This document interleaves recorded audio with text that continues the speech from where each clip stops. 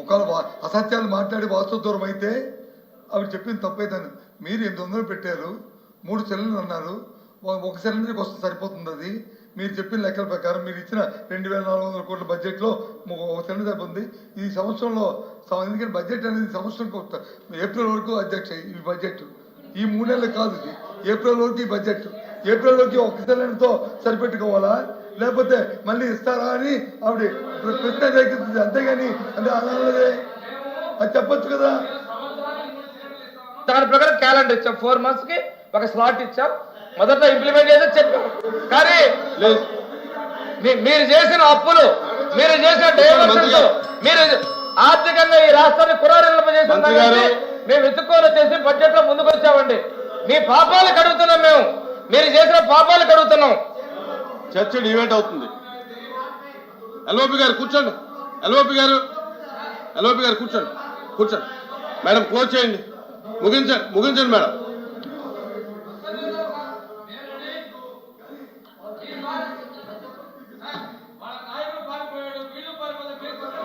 అదే చర్చ debate.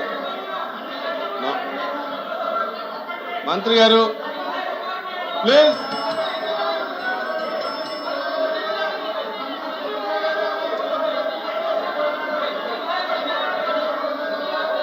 Please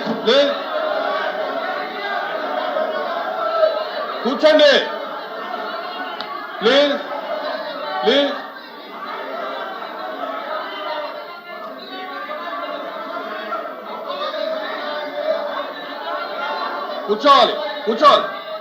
కూర్చోండి దయచేసి.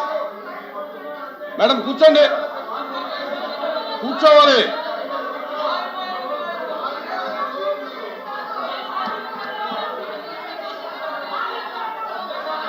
ప్లీజ్.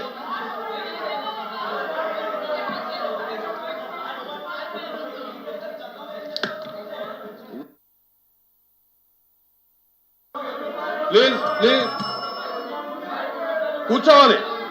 మంత్రి గారు కూర్చోండి. మీరు కూడా కూర్చోండి.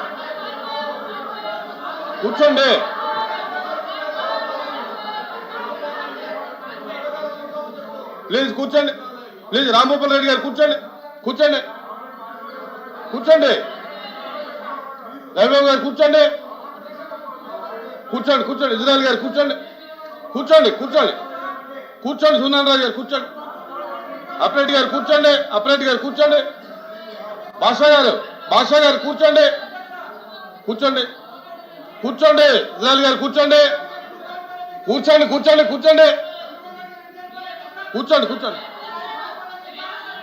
ఇజ్రాయల్ గారు నా అధ్యక్ష గౌరవ సభ్యులు 2019 నుంచి 24 వరకు చంద్రబాబు నాయుడు గారు పారిపోయారని మీరు అంటున్నారు. అధ్యక్ష మీరు నాకు తెలిసినంత మీరు ఎమ్మెల్యే కాదనుకుంటప్పుడు చంద్రబాబు నాయుడు గారు హౌస్కి వచ్చారు, శాసనసభ సాక్షిగా నా తల్లిని అవమానించారు. అధ్యక్ష అది గుర్తుపెట్టుకోండి. మీరు గౌరవ సభతో వస్తున్నారు, మా తల్లిని అవమానించారు.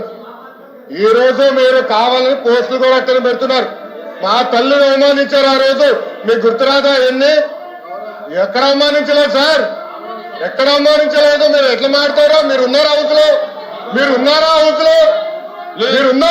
ఆ రోజు కూర్చోండి. మా తల్లిని అవమానించారు. అక్కడ హౌస్ లో షర్మిల గారిని అవమానిస్తారు, విజయలక్ష్మి గారిని అవమానిస్తారు, మా తల్లిని అవమానిస్తారా? ఏం గుర్తురాదా మీకు? అదే ఒక్క నిమిషం నేను కూడా మాట్లాడచ్చు, గుర్తుపెట్టుకోండి. ఒక్క నిమిషం నేను కూడా మాట్లాడండి. ఏనాడు మేము మాట్లాడలేదు. కూర్చోండి. ఏనాడు జగన్మోహన్ రెడ్డి గారి కుటుంబం గురించి మేము ఏనాడు మాట్లాడాల? నేను ఏనాడు మాట్లాడాల? మా సభ్యులు ఏనాడు మాట్లాడాల? కూర్చోండి. శాసనసభ సాక్షిగా మా తల్లిని అవమానిస్తే కూర్చోమంటారా? 22 వరకు చంద్రబాబు నాయుడు గారు ప్రతిరోజు హౌస్కి వచ్చారు, ప్రతిరోజు హౌస్ నిలబడ్డాడు, సింగల్ గా నిలబడ్డాడు. సింహంగా గుర్తుపెట్టు, సింగల్ గా నిలబడ్డాడు, పోరాడాడు. ఆ రోజు మా తల్లిని అవమానించారు కనుకనే బాధ తట్టుకోలేక సభ బైకాట్ చేసి బయటకు వెళ్ళారు. కానీ ఎమ్మెల్యేలు ఉన్నారు ఇక్కడ, నిమ్మల రామారెడ్డి గారు అన్నారు, స్వామి గారు ఉన్నారు, ఇతర గొట్టుపల్లి రవి గారు అన్నారు. అది మాకున్న చిత్తశుద్ధి అండి. ఈ రోజు మీ ఎమ్మెల్యేలు ఎందుకు రావట్లేదు అని అడుగుతున్నా. 10 మంది జగన్మోహన్ రెడ్డి గారు కాకుండా 10 మంది ఉన్నారు, రాలేదు. మా తల్లిని అవమానిస్తే ఏంటి కూర్చోమంటారు ఇంకా మాట్లాడతాం మేము మనుషులు కాదా? ప్లీజ్ ప్లీజ్ సొంత తల్లి అవమానించారు సార్ ఆ రోజు. రాజేష్ గారు మాడకుండా కూర్చోమంటారు అయితే ప్లీజ్ తెలియకుండా ఏదంటే అది మాడితే ఎట్లా అధ్యక్ష? ఎందుకు ఆ రోజు బైకాట్ చేస్తారో మాకు తెలుసు. నేను అక్కడే కూర్చోను. కూర్చోండి కూర్చోండి ప్లీజ్ ప్లీజ్ ప్లీజ్ ఎల్ఓపి గారు ఎల్ఓపి గారు ఎల్ఓపి గారు సార్ ఇప్పుడు సభ్యులు వచ్చి మాట్లాడారు. ఇప్పుడు సందర్భాన్ని వచ్చి తీసుకొచ్చారు. ఎవరు తల్లిని, ఎవరు చెల్లిని, ఎవరు కుటుంబ సభ్యుల్ని ఎవరు అవమానించారు సార్? ఎవరు కూడా ఉపేక్షించేది లేదు, సహించేది లేదు. దాన్ని ఎవరు సమర్థించేది కూడా లేదు. దాన్ని ఎప్పుడు కూడా సమర్థించాం దాన్ని. అది అలాంటి సందర్భాలు వచ్చి మళ్ళీ మనం లేని సందర్భాలను ఇక్కడ తీసుకొచ్చి సభల్లో ఉండి ఏ సందర్భం మాట్లాడుకుని ఏం చేసిన రికార్డులో ఉండదు అధ్యక్ష.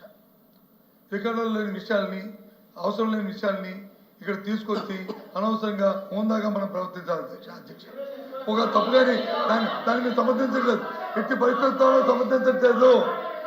ఎట్టి పరిస్థితుల్లో సమర్థించట్లేదు చెప్తారు. సమర్థించట్లేదు అన్నారు. ఎట్టి పరిస్థితుల్లో సమర్థించట్లేదు. శ్రీకాంత్ సమర్థించట్లేదు అంటారు సార్.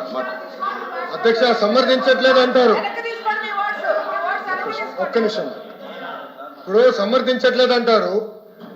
ఎవరైతే ఆ రోజు అవమానించారో టికెట్ ఇచ్చారు కదా అధ్యక్ష. మళ్ళీ సమర్థిస్తాం కాదా అది? ఎవరైతే మా తల్లిని అవమానించారో వాళ్ళకి మళ్ళీ టికెట్ ఇచ్చారు, వాళ్ళు ఓడిపోయారు, అది డిఫరెంట్ స్టోరీ. బట్ టికెట్ ఇచ్చినప్పుడు సమర్థిస్తాం కాదా అధ్యక్ష? అది ఎట్లా మారుతారు అధ్యక్ష? ఎల్ఓపి గారు దయచేసి ఆలోచించమని కోరుతున్నా. ఆ రోజు సమర్థించారు, టికెట్ ఇచ్చారు, ఓడిపోయారు ఆ వ్యక్తి. దానికని ఏమంటారు అధ్యక్ష? సో దయచేసి ఆనాడు చంద్రబాబు నాయుడు గారు 2.5 సంవత్సరాలు నాకు గుర్తున్నంత వరకు అధ్యక్ష 2.5 years హౌస్కి వెళ్ళారు. దాని తర్వాత ఎప్పుడైతే మా తల్లిని అవమానించారో అప్పుడే బయటకు వచ్చి వీడియోలు ఉన్నాయి. ఎవరేం చేస్తారో తెలుసు. రాష్ట్ర ప్రజలు ఆనాడు చూశారు. అన్ని బయట ఉన్నాయి అధ్యక్ష. మళ్ళీ ఎందుకు సమర్థిస్తారు రాకపోతే అర్థం అవట్లేదు. ఒకసారి అధ్యక్ష సార్, ఇప్పుడు బడ్జెట్ మీద చర్చ కొనసాగట్లేదు. ఆరోపణలు అధ్యక్ష. నేను అన్నదాన్ని వాళ్ళు మాట్లాడాను. మా నాయకుడు ఇప్పుడే మా లోకేష్ రావు గారు చెప్పారు, సభలో గౌరవ సభలో అవమానించారు కాబట్టి ఈ సభని గౌరవ సభగా మార్చి ముఖ్యమంత్రిగా వస్తామని సభలో చెప్పి మేము బయటకు వెళ్ళాం అధ్యక్ష. సమాధానం ప్రజలకు చెప్పకుండా వెళ్ళలేదు అధ్యక్ష. రెండోది, బత్స గారు ఎల్ఓపి గారు 2014-19 ఇదే హౌస్లోకి మాటిచ్చారు అధ్యక్ష. ఆ రోజు వాళ్ళ నాయకురాలు గురించి ఎవరైతే వాళ్ళ నాయకుడు ఉన్నాడో తండ్రిని అడ్డం పెట్టుకుని 1,00,000 కోట్ల దోపిడీ చేసామంటే వారు మాట్లాడేది వాస్తవం. రికార్డ్స్. దయచేసి గతం గురించి వెళ్ళకండి. కన్నబాబు గారు కూడా, త్రిమూర్తులు గారు కూడా, ఈ సభ్యులందరూ కూడా 14-19 సభలో విజయ్ గారు మాట్లాడింది వాస్తవం కాదా? విజయ్ గారు మాట్లాడేది వాస్తవం కాదా? అదేవిధంగా ఈరోజు షర్మిలా గారిని, సునీత గారిని, విజయలక్ష్మి గారిని మీరు సోషల్ మీడియాలో అవమానించే వాస్తవం కాదా? ఈ రోజున ఇదే సభలో రికార్డ్స్ ఉన్నాయి అధ్యక్ష. మేము ఎవరైతే మహిళల్ని కించపరిచారో ఆ సభ గురించి మాట్లాడాం. కానీ ఈ రోజు మీరు ఎందుకు సభకు రాలేదు? మీ నాయకుడు ఎందుకు సభకు రాలేదు? కూర్చోండి కూర్చోండి.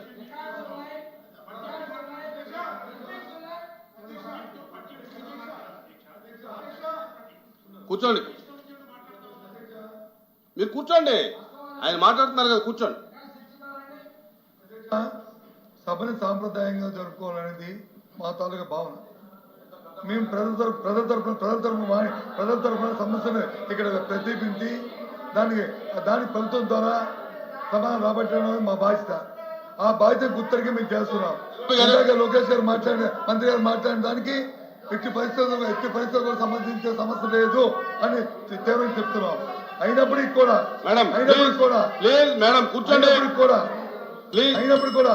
మళ్ళీ గౌరవ సభ్యులు వచ్చి మాట్లాడడం అనేది అది కరెక్ట్ కాదు. రికార్డ్స్ తీయండి, డిబేట్ పెట్టండి, మాకు అభ్యంతరం కాదు. అప్పుడు ఎవరి దగ్గర ఏ విషయాల్లో ఏమైనా అంశాల్లో మాట్లాడుకుందాం. మీరు నోటీస్ ఇవ్వండి, మేము నోటీస్ ఇస్తాం. ఇవ్వండి, తప్పలేదు. కానీ లేని సమస్యని, అవసరం లేని సమస్యల్ని, మన గౌరవాన్ని మనం కాపాడుకుని మన గౌరవాన్ని తగ్గించుకునేటట్టు ఈ అవసరం మాత్రం ప్రవర్తించాలని కోరుతున్నాను. జరిగిపోయింది. ఎల్ఓపి గారు కూర్చోండి. ఎల్ఓపి గారు కూర్చోండి. ఎల్ఓపి గారు కూర్చోండి కూర్చోండి అమ్మా క్లోజ్ చేయండి, మీరు క్లోజ్ చేయండి. అధ్యక్ష స్టార్ట్ చేసిన దగ్గర నుంచి కూడా డిస్టర్బ్ చేస్తూనే ఉన్నారు అధ్యక్ష. మీరు ఒక close 5 చేయండి. నిమిషాలు ఇస్తే నేను మీరు క్లోజ్ close చేస్తాను అధ్యక్ష.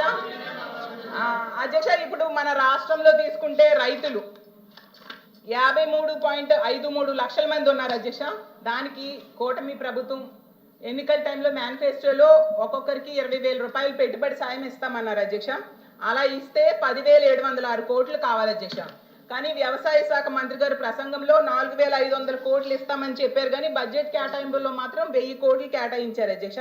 ఈ 1000 కోట్లతో ఈ పథకం ఎలా అమలు చేస్తారో చెప్పండి అధ్యక్ష. రైతులని ఎంత దారుణంగా దగా చేయడం సమంజసమేనా అని అడుగుతున్నాను అధ్యక్ష. అలాగే తీసుకుంటే అధ్యక్ష ఈ బడ్జెట్ లో రాంభూపాల్ రెడ్డి గారు, కొన్ని please. అసత్యాలు అర్ధ సత్యాలు కూడా చెప్పడం జరిగింది అధ్యక్ష మంత్రి గారు. ప్లీజ్ రాజకీయ కూర్చోండి రాంభూపాల్ రెడ్డి గారు, క్లోజ్ చేయండి. ఇలాంటి అధ్యక్ష Please, close చేయండి. దురుద్దేశంతో ఇలాంటి అసత్యాలు అర్ధ సత్యాలు చెప్పడంతో రాష్ట్రం బ్రాండ్ దెబ్బతింటుంది అధ్యక్ష. ఈ తప్పులు ఖచ్చితంగా Please, close చేయండి. సరిచేయాల్సిన అవసరం ఉంది అధ్యక్ష. అంటారు మంత్రి గారు మాట్లాడుతూ గత 5 ఏళ్ళంట చీకటి పాలనంట విధ్వంసం జరిగిందంట, మీరు close చేయండి. పారిశ్రామిక మీరు close వ్యతిరేక చేయండి. పాలనంటూ. అధ్యక్ష నాకు 5 నిమిషాలు కావాలి అధ్యక్ష. నన్ను అసలు మాట్లాడనివ్వలేదు అధ్యక్ష. వాళ్ళు పారిశ్రామిక వ్యతిరేక పాలన అనేసి అన్నారు అధ్యక్ష. No. మరి No, no. అధ్యక్ష 4 కూర్చోండి మాధవ్ గారు, 10 కూర్చోండి రాంభూపాల్ రెడ్డి గారు. అలాగే 17 మెడికల్ కాలేజీలు, 10,000కు పైగా సచివాలయాలు, 10,000కు పైగా రైతు భరోసా కేంద్రాలు, 10,000కు పైగా health మాధవ్ గారు centers కూర్చోండి. ఇవన్నీ నిర్మాణం చేపట్టింది. ఇవన్నీ విధ్వంసం అంటారా నేను అడుగుతున్నాను అధ్యక్ష. జగన్మోహన్ రెడ్డి గారి పాలనలో 130 మేడం, భారీ, కూర్చోండి. అతి భారీ ప్రాజెక్టులు, 18,000 కోట్లు పెట్టుబడులు వాస్తవంలోకి వచ్చింది అధ్యక్ష. అలాగే 1,02,000 రాంభూపాల్ రెడ్డి గారు. ఉద్యోగాలు జరిగింది అధ్యక్ష ఈ భారీ అతి భారీ ప్రాజెక్టుల ద్వారా.